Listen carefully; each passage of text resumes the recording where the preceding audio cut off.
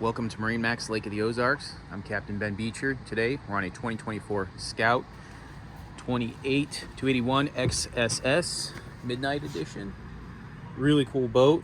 Starting off at the back of the boat here, it's powered by a Mercury 400 horsepower motor, V10. Back here under here, we have a nice bench seat back here. Close that down. I thought this was a really neat option here. You got fender storage in here. Great place to store the fenders so they're not just on the deck or taking up space in your live wells. Two of those. All right. Over here, got a bait well, Yeti cooler, rod holder here at the helm. So you have a nice helm seat area here bolstered. Glass dash, Garmin electronics, Fusion stereo.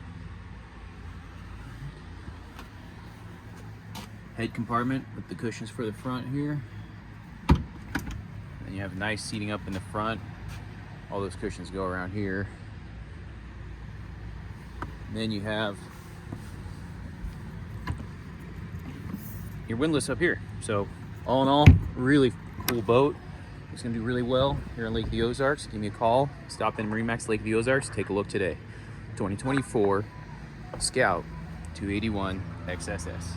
Thanks. Have a great day.